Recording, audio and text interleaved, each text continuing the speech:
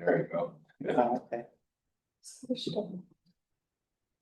It seems like there is some technical. Do you want to switch to the next slide? Yeah.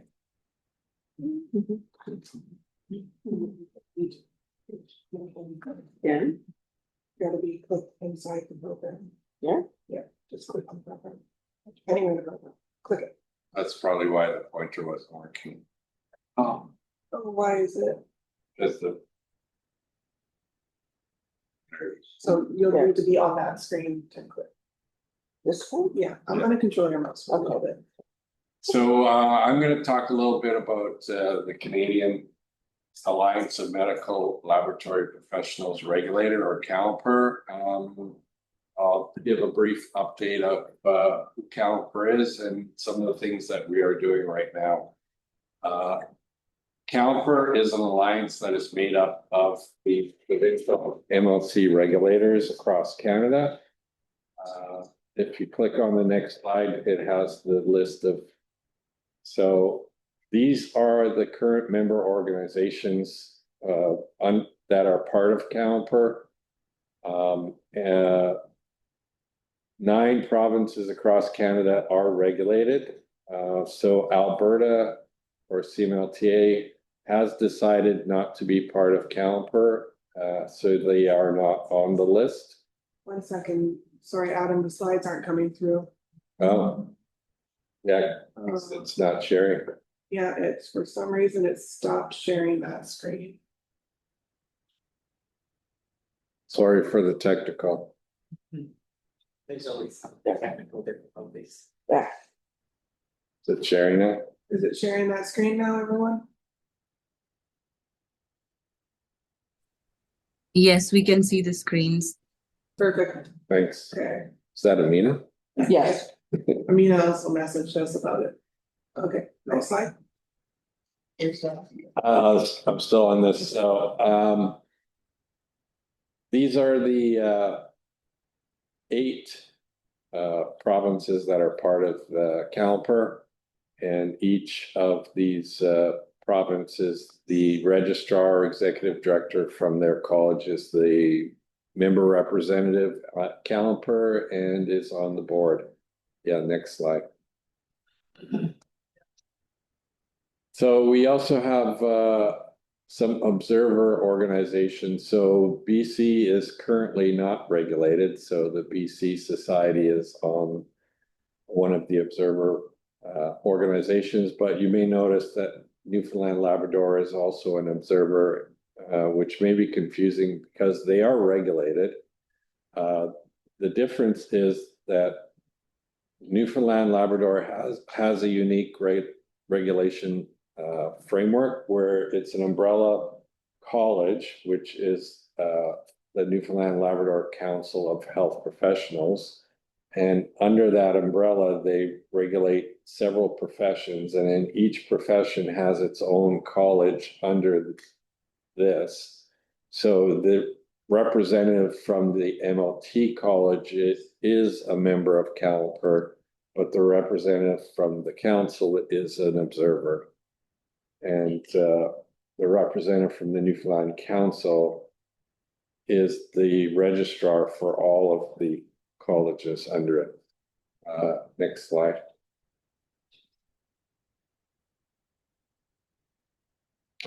So the CAMLPR member organizations have decided that it would give CAMLPR the role to establish the standards for the knowledge, skill, and judgment in the practice of medical laboratory technology. And the way that came about is that part of the Flexible Pathways project, we developed the new competency profile.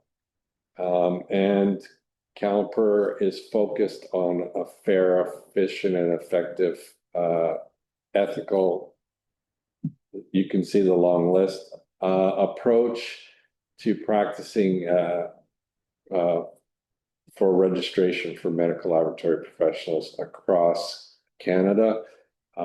We try to maintain a pan-Canadian approach to regulation, and as the regulators try to come to an agreement on how the processes that come under CAMLPR are rolled out. Next question, slide.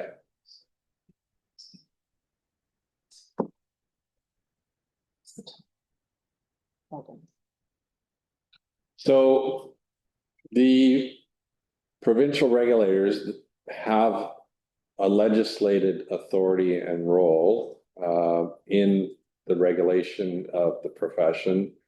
That comes through the legislation and the regulations that created the separate colleges. Through that authority, the provincial regulators have the authority and responsibility to establish the registration requirements, including the competency profile, the education requirements for entry to practice, the entry to practice examination that's required for registration, also standards of practice and any other standards related to registration or the practice. One of the other key important things that the provincial regulators have an authority for and responsibility for is to investigate any complaints of their members when they receive them. Next slide. We've received several questions about how does CAMLPR get its funding.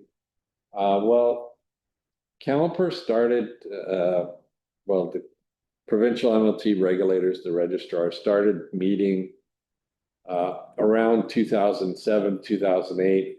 At that time, we were meeting informally and formally to talk about issues and problems that we were having with registration. At that time, the Canadian Free Trade Agreement, Chapter 7 Labor Mobility Clause was starting to be enforced, and we needed to comply and figure out how to implement labor mobility. We felt that it was important that we worked in a pan-Canadian approach. The group slowly developed from then, and in 2018 or so, it was when we started thinking about becoming incorporated. We developed a membership funding model. So that was when CAMLPR was first starting to have a budget, and the member organizations pay an annual membership, which is based on their annual registration revenue. Several years ago, CAMLPR received its first grant. That was the first project, and it was for the landing page. And that morphed into the second project. So we received another grant from ESDC that funded the Flexible Pathways project. And now we're in the process of operationalizing that. And long-term, because the grant was only for the project, long-term funding will be coming from the revenue generated by the services that CAMLPR will be providing to the CAMLPR member organizations, and that is the prior learning assessments as well as the field of practice exams. Next slide. I'm going to speak a little bit about the field of practice exams. We actually had our first exam offered during the week of September 8th. We had a couple of people write the exam. The next exam is scheduled in November. If you want more information about the exam and when it's offered and things like that, please check the CAMLPR website. So we tried to develop the CAMLPR field practice exams to evaluate entry to practice level competencies.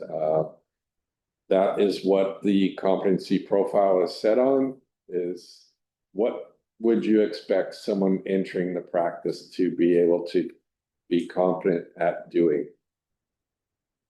We are also trying to provide a consistent, reliable, and fair assessment for all applicants, regardless of their educational background.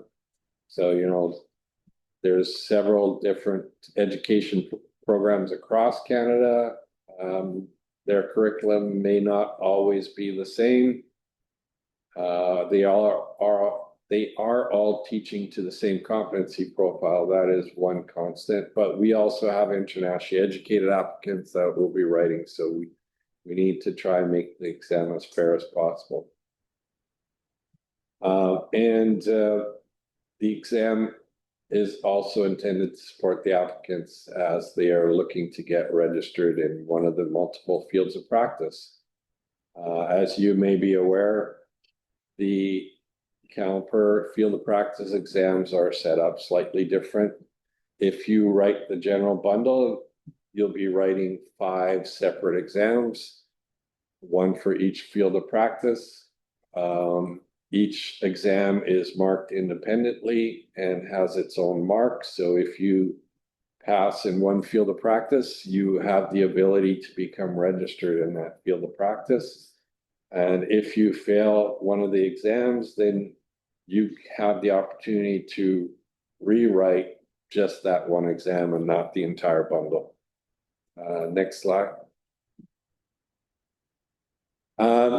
So some of the things that went into the development of the exam, I think the most important part of all of the things CAMLPR does was the development of the competency profile.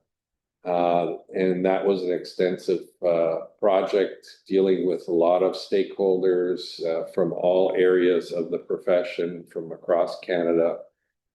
In different lab settings, as well as subject matter experts, and several rounds of review before we finally got the competency profile finalized.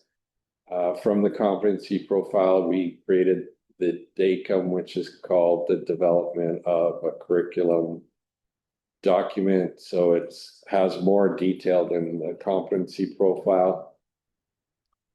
And important part of that is an analysis of the practice to identify the key skills, knowledge, and tasks that are required to perform competently as an MLT. Those were used when we were developing the competency profile, as well as when we're developing the exam. With all of these documents, we create the exam blueprint, which identifies the percentage of the different competency aspects that will be included in the exam. Then we had several subject matter experts writing the exam questions, and then several rounds of reviewing the exam questions with subject matter experts. And then a completely separate group of subject matter experts reviewed the questions again to do an Angoff style review.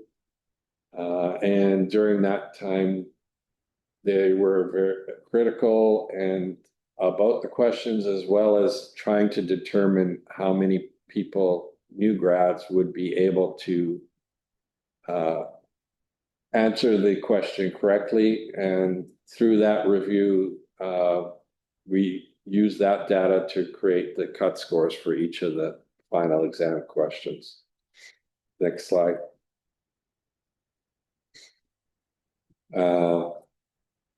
I think I covered a lot of this. So I already talked about the subject matter experts using the Angoff method, and that created the cut score for each of the exams. And then the blueprint is very important when we're developing the exam. Several subject matter experts have reviewed the test questions several times. There was an extensive review. And one of the important part is the exam will be administered under standardized conditions. And you might wonder, what does that mean? We are working with Prometrics, and the exam will be delivered at the Prometrics test centers. There's several across Canada, as well as remote proctored testing options. So we do have the option to have people write the exam from home through a remote proctor setting. And then after the exam, we will be reviewing all of the exam questions and the scoring to see how well the exam performed, as well as each of the exam questions. And then a periodic review of the exam itself. So as we move forward, we will be looking for people to be on, I don't know if you want to call it exam panel. There'll be 3 separate committees. We'll need people to moving forward to write exam questions. You need a really robust exam question bank. We have several exam questions and exams already, but you need to continually renew those. And then you need a separate group that reviews those questions to hang off them and make sure that they're ready to go. And then we also need a second group that does the post-exam review. So keep an eye out when we're looking for volunteers to help us with those tasks. Next. So these are some key dates. I already mentioned that the CAMLPR field of practice exam is currently available. The first exam was run during the week of September 8th, and then the next one is in November. The registration for the November exam is currently open, and it closes towards the end of October. And all of the CAMLPR member organizations have approved the CAMLPR field of practice exams for registration. So right now, anybody wishing to write the exam for registration has an option to write the CSMLS exam or the CAMLPR exam right now. So if someone is looking to write an exam and they wanted to write the CAMLPR exam, you could register them for the November exam. However, as of November 1st, all internationally educated or non-traditionally educated applicants will be required to follow the CAMLPR process. That includes the prior learning assessment and the field of practice exams. As of March 1st, 2026, all applicants, including Canadian educated applicants, will be required to write the CAMLPR field of practice exams for registration. And that applies for the CAMLPR member organization. So Alberta, if you're planning to be registered in Alberta, you should contact CMLTA. And the other exception is Quebec. Quebec has its own prior learning assessment, and their legislation does not allow for someone that graduates from a CEGEP to write an entry to practice exam. So in Quebec, there is no entry to practice exam. But having said that, they are looking at trying to change that. And then in BC, since BC is currently not regulated, we have had several meetings with the BC government and BC employers. The BC government has endorsed the CAMLPR field of practice exams, and the BC employers have indicated that they will require new employees to pass the CAMLPR field of practice exams for employment. Now, a few weeks ago, the BC government did announce that MLTs will be regulated in BC. The expected date for enforcement is in November of 2027. However, the announcement indicated that the College of Physicians and Surgeons of BC will be the college that regulates the MLTs and a few other professions in BC. So we'll see what happens in 2027. Next slide. So if you are interested in the CAMLPR Field of Practice exams, you need to go to the CAMLPR website and create a CAMLPR account. So the first part is you're applying to create the account. So then Jennifer and the CAMLPR team will review your information, and then if you qualified, then you would be granted the ability to finalize that account creation. And then if you're a graduate of a Canadian accredited program, we do have a self-administered readiness assessment tool. And for Canadian grads, it's optional. For internationally educated, it is a mandatory thing that needs to be completed. The self-administered readiness assessment tool is designed to evaluate if you are, well, it was originally evaluated for internationally educated applicants to determine if they are ready to move forward through the prior learning assessment. It also evaluates your skill, your knowledge of the profession. And the reason that it does that is that it consists of some of the questions that were not used in the actual exam. So that could be also another reason you may want to take the SARA. It gives you an insight of how the exam's questions will look when you write the actual exam. So when you become eligible to write the exam, you could register for the fields of practice that you are eligible in.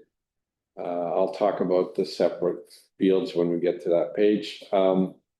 One new thing is you will need to complete the professional practice orientation modules before you are able to register with your provincial regulator.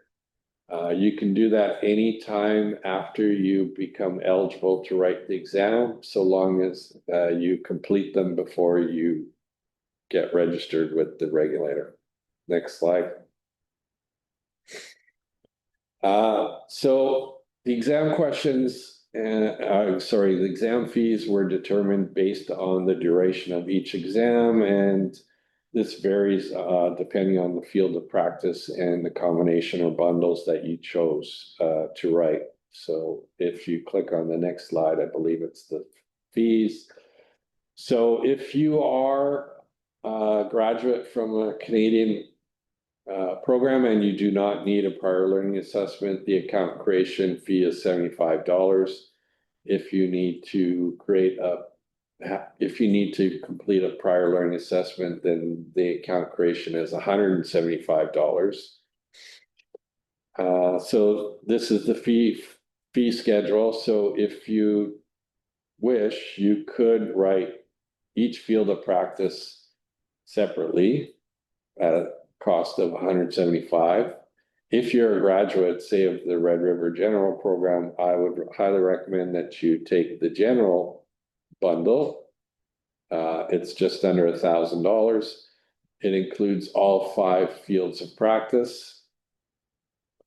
And one thing I've been telling a lot of people is a bundle, which means that if you register for the bundle, you must write all of those exams in the same exam seating. You cannot split them up. So if you want to split them up, you could take, say, one of the core bundles and then write 2 or 3 later. But if you want to write the general bundle, it's all in one sitting. And well, I think that's it for that.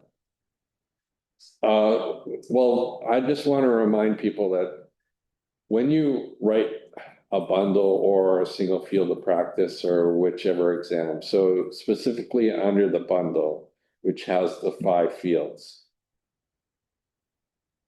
if you pass 3 of the fields, you could get registered in those 3 fields and start working in those 3 fields, and then come back and write the 2 that you didn't pass at a later date. So when you're eligible to write the exam, you have 3 attempts at the CAMLPR exam, and that's for each of the fields of practice. So, one of the more recent policy changes that the CAMLPR board made was about the number of exam attempts. So if you remember, the current process is you could write 2 exams, then you need to do a learning plan, and then you could write the 3rd exam. Under the CAMLPR exam cycle, you can write 3 consecutive exams if you wanted to. There would not be an intervention learning plan after the 2nd time. And the main reason is that you would know what you would need to be studying, because you're probably just retaking 1 or 2 fields of practice. So there isn't a real need to do a learning plan. The other question people had was, if I wrote the CSMLS exam, can I write the CAMLPR exam, and how many CAMLPR exams can I write?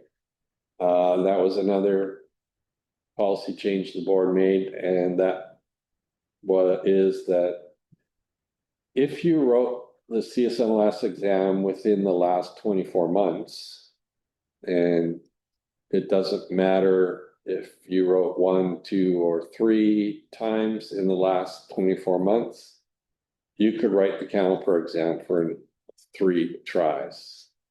If you wrote the CSMLS exam more than 24 months ago, then you would have to do a bridging course before you would be eligible to write any of the CAMLPR exams. Next slide. I'm going to talk a little bit about the prior learning assessment. This is the process of starting the prior learning assessment. It always starts with creating your applicant account. So you go to the CAMLPR website, top right corner. I believe it's a red button. It'll take you to the account creation page. Again, Jennifer and her team will review your information to determine if you qualify to move forward into prior learning assessment. They'll look at your education and past history, the information you provided. You will be required to complete the self-administered readiness assessment. And then you will need to undergo the prior learning assessment and submit the required documents, and Jennifer and her team will review those documents, determine if you're substantial equivalent. If required, we will develop an education plan. Once you complete the education plan, you'd be eligible to write the exam. And again, just like the Canadian graduates, you would be required to complete the professional practice modules. And again, you can do it before you write the exam, but needs to be done before you go to the regulator. And then you can write the field of practice exam. So if you go on the next slide.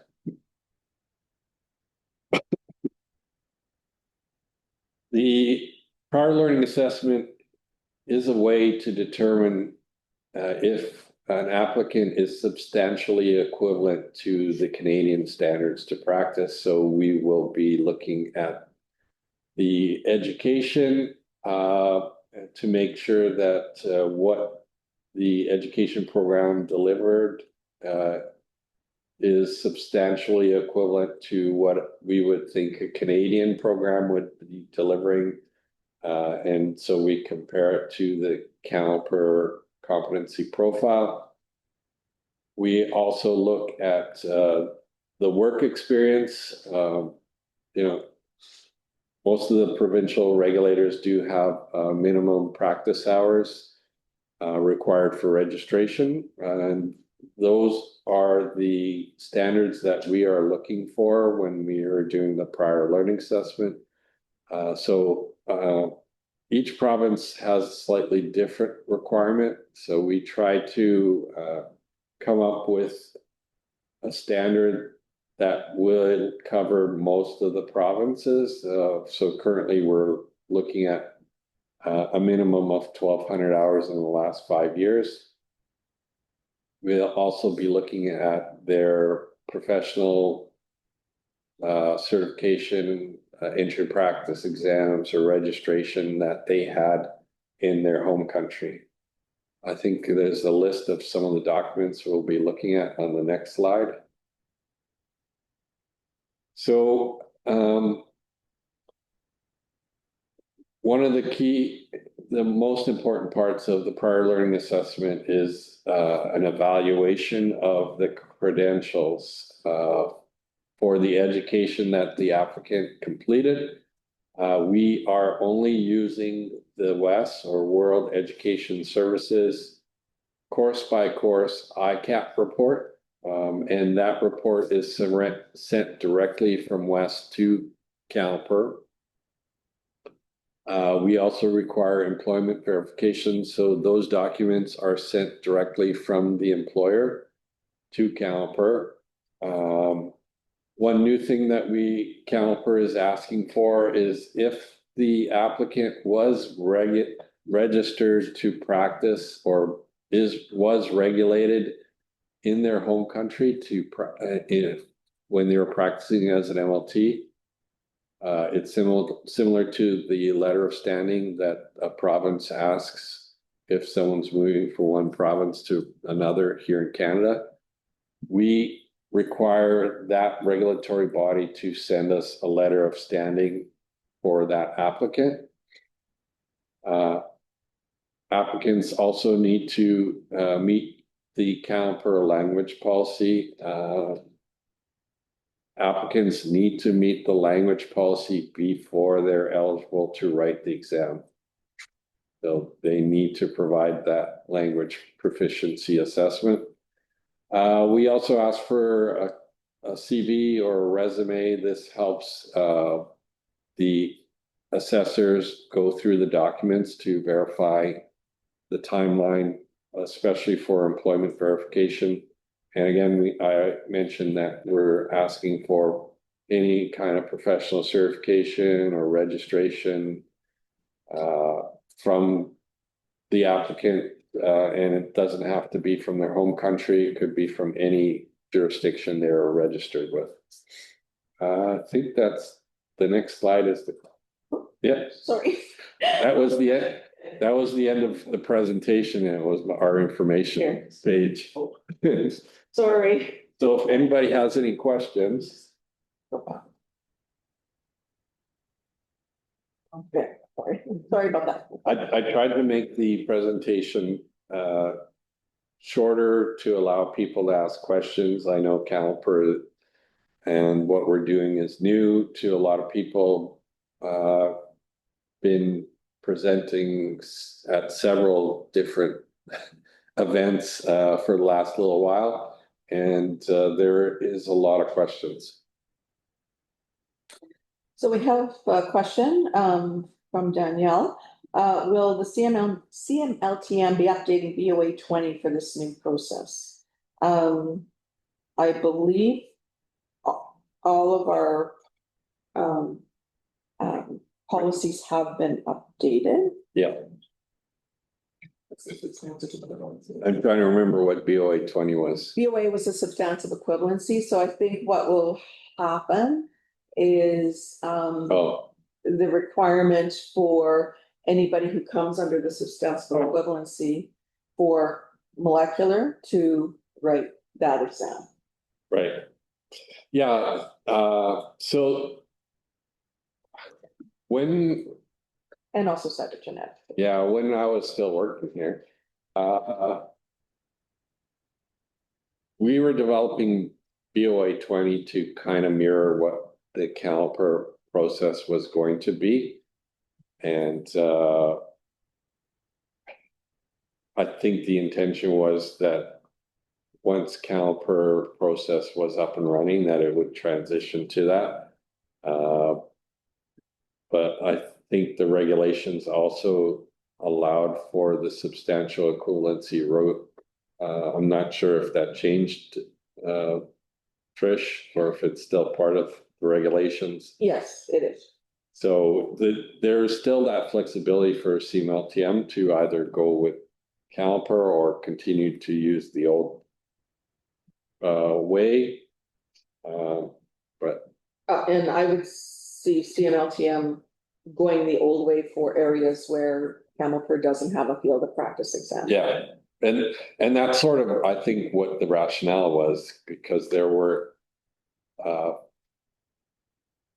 areas that we thought we would be able to develop an exam for, but didn't quite map out. So like toxicology or molecular, for example, it was a little bit more difficult. Got another question? If anybody has any questions, you can put your hand up and we'll recognize you. Here's another question. Can MLTs choose to get an annual membership either through CSMLS or CAMLPR? Well, CAMLPR is not a member organization, so you wouldn't be able to become a member. I'm assuming the question is related to access to prior learning assessment. So CSMLS does provide a lot of benefits with their membership, including a prior learning assessment, professional liability insurance, or PLI. CAMLPR has worked with an insurance broker to develop a new professional liability insurance for MLTs. And if you're interested in that option, I believe the link is on your website, right? CMLTM one. I'm not sure it's on our website, on the CAMLPR website. There are other options for professional liability insurance as well, and I believe CMLTM will take either one as long as you have professional liability insurance. Okay, we have another question. If an internationally educated MLT who used to be registered and working in his own home country wasn't able to renew his registration because they migrated to Canada and became a Canadian citizen, how would they go about I think it's supposed to be prior learning assessment. How would they go about this? The PHIL requires dual citizens to renew registration. I'm not sure I understand the question. So I'm going to assume a couple of things, and they can correct me if I'm wrong. I'm assuming that they were an MLT in their home country, and now they have moved to Canada and need to complete a prior learning assessment to become registered to practice as an MLT. Is that the question?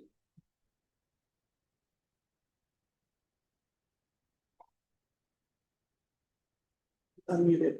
Yes, that is the question. Yeah, so you would need to go to the CAMLPR website, create an account, and then start the prior learning assessment. And so is there a specific question about the process or is the question more about getting a letter of standing from your home country? It's more about getting a letter of standing from the home country, which requires you to be a dual citizen before they can give you a renewal of your practice registration or to Yeah, but practice. we're not asking you to be registered in your home country. It would, what we're asking you is to contact them and ask them to send a letter of standing that says, yes, you are registered with them and identifying any outstanding issues. It's very similar to what CMLTM used to get a request for a letter of standing from people that were not registered and they were going to another province.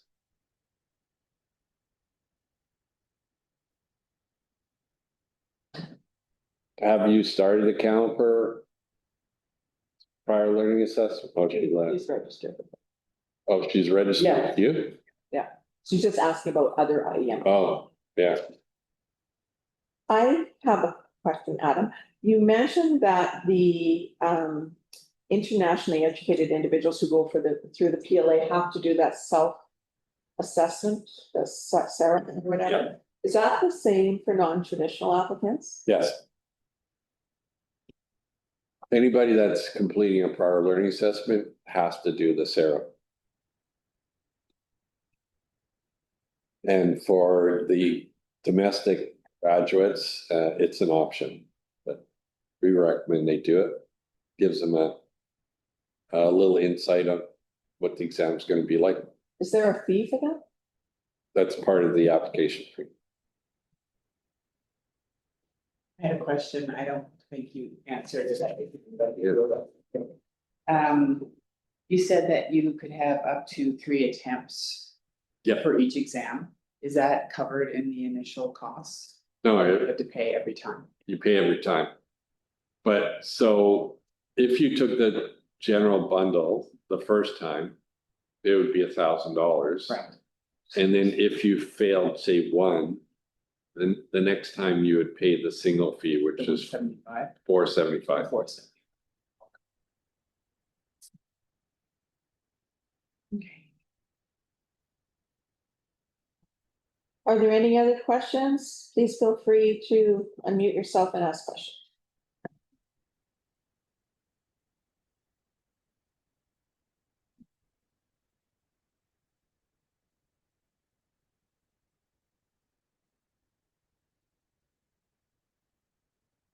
That's it.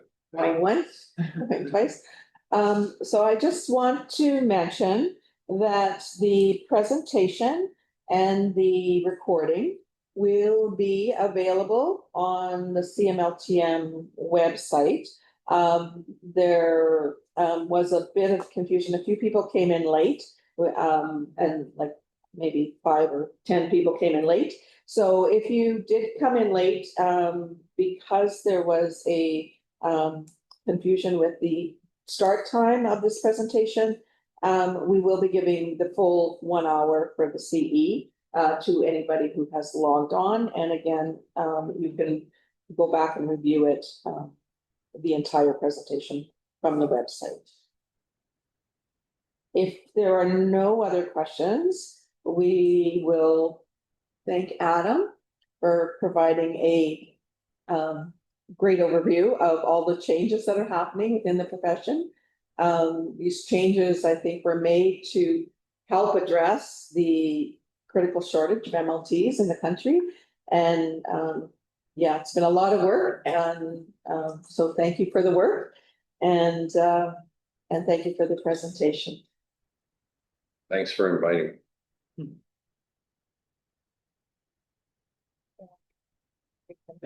Yeah. So we'll take I guess at least a 15-minute break or 10-minute break before we start the annual general meeting. Yeah, we just have to the parliamentarian, yeah, he might be hearing it. Become a person.